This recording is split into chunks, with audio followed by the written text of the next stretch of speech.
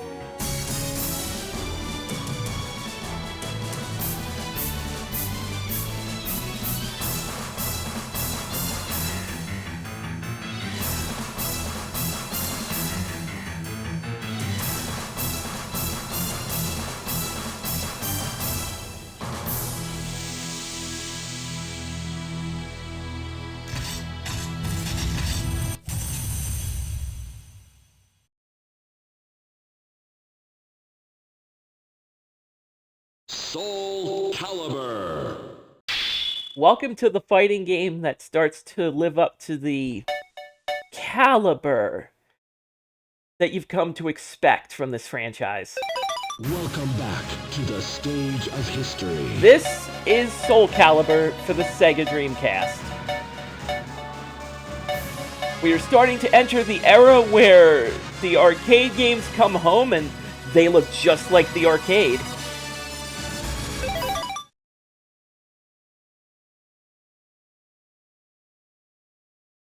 So we're using Kilik for this run. He's one of the new characters. He might be similar to a pre-existing character, but that's okay. The most important thing about Soulcalibur is the addition of 8-way movement. It is much easier to move around here. This victory strengthens the soul of Kilik. You win! It is the movement that would define Soulcalibur. Fight! You can move in and out of the background, and you can move backwards and forwards, or towards your opponent, as well.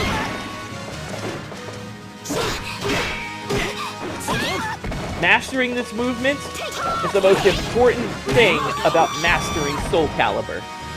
This victory strengthens the soul of Kilik. Because without this 8-way movement, you're just a sitting duck. You win!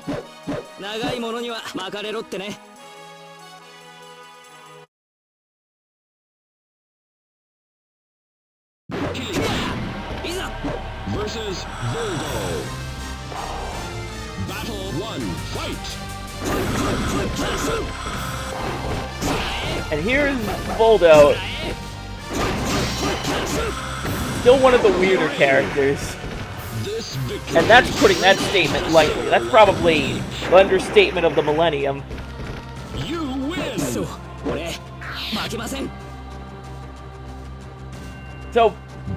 Personally, the stages are shorter than they were in Soul Blade. You have all this movement, but not a lot of stage to move around in.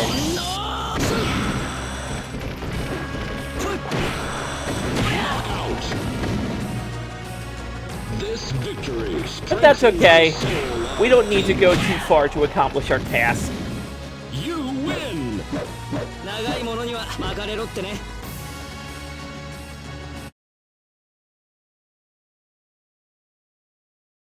Kilik versus Maxi. Battle 1, fight! Yes. Maxi might seem similar to a character from Soul Blade, but it's got kind of that Soulcalibur. It's got kind of that Tekken 3 feeling.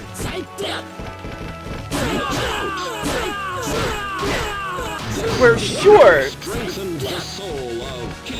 your character might have been replaced, but I see it a different way. I see it as an upgrade. Also, I do love that everyone has their own little unique defeated pose.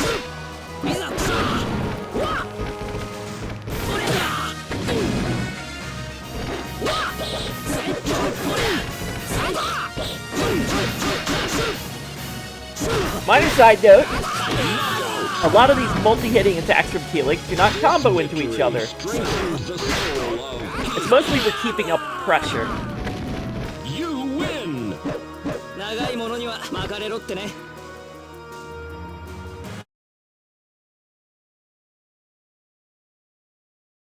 Kilik versus Cervantes. Battle 1, fight! This game is still a looker.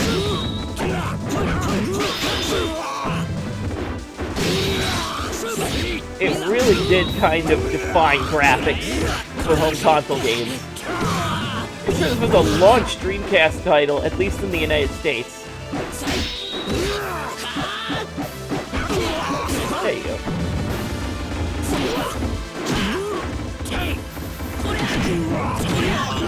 There we go.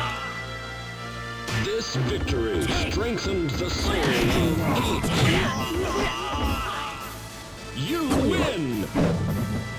It's everything about the knockout screen. The fact that you can keep attacking. Like, the world is your oyster. You've earned your victory lap.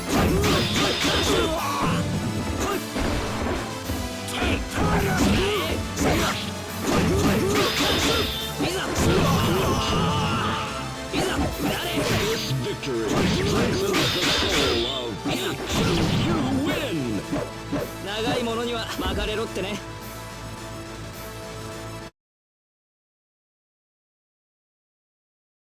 Kilik versus Shanfa. Battle 1, fight! It's kind of the other hero of the first Soulcalibur, Xianghua. Her, Kilik, and Maxi that were pretty much the new superstars. This victory strengthens the soul of Kilik. You win!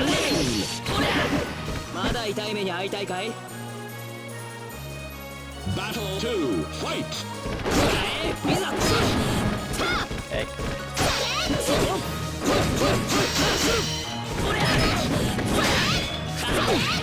Ah, almost got it perfect. Okay. This victory strengthened the soul of Kilik. You win!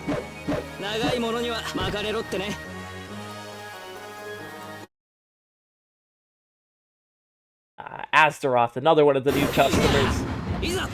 Versus Like, a lot of the names you know in Soulcalibur today were introduced in the first Soulcalibur. They didn't even make the dance to Soul Blade. They weren't in Patient Zero.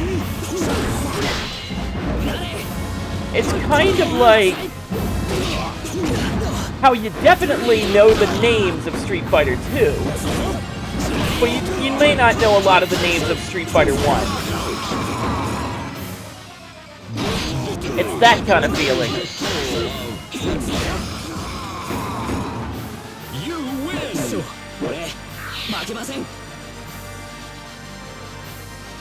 Battle 2, fight!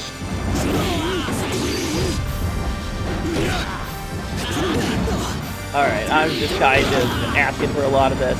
Because Astaroth is a very punishingly powerful character.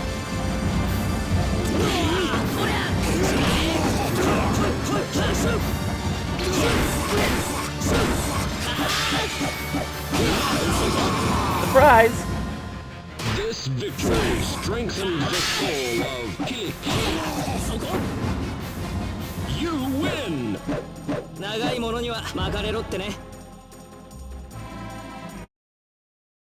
And thus things get serious.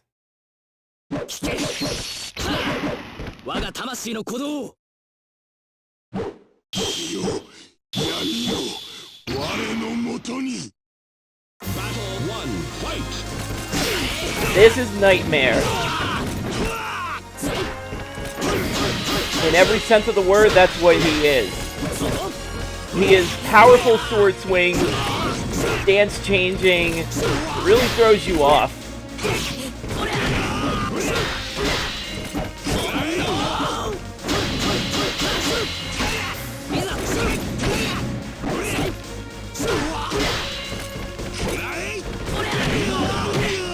Ooh. I was hoping that would kill, and it did. Wasn't sure if that was enough. You win! Battle 2, fight!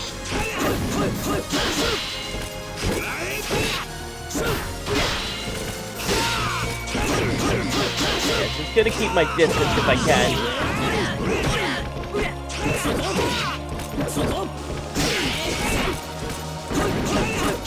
Not the smartest. You lose! Final battle, fight!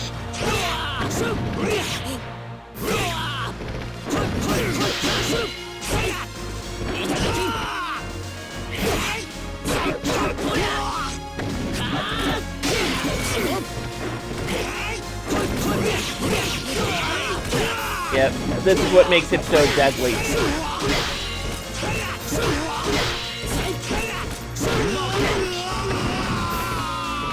This victory strengthens the Like, he may seem like a slow character, but he's anything but.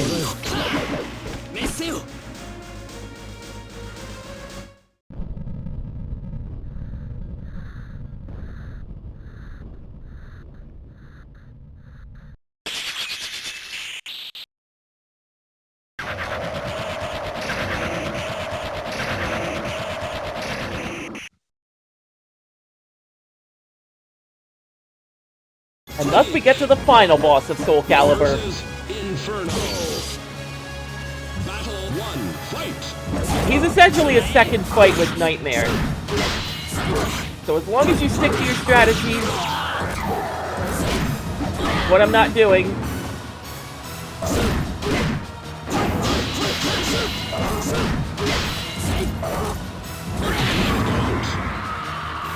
dispatching of him is not that much of a problem. But it's what happens after round 1 where things get interesting. You win!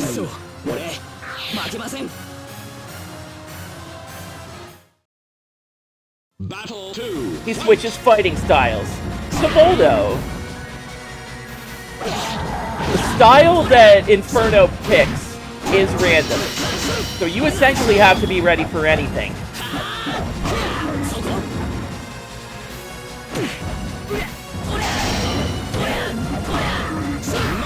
Which of course I am.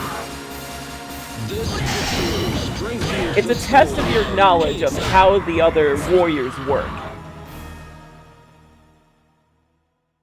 As long as you have that knowledge, you should be fine. You win! And that is Soulcalibur for the Dreamcast. Done.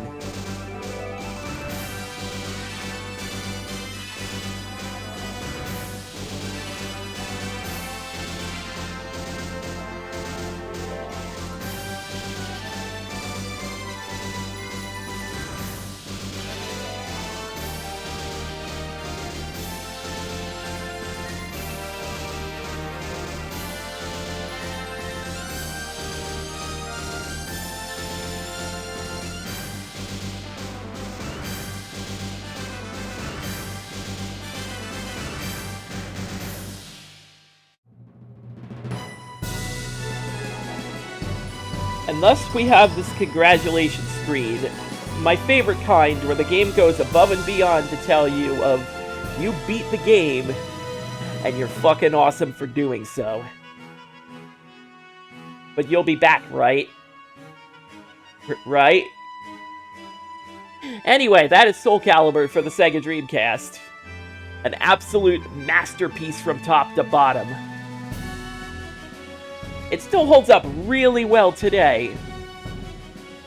Like, back in 1999, when the home console version of the game was released,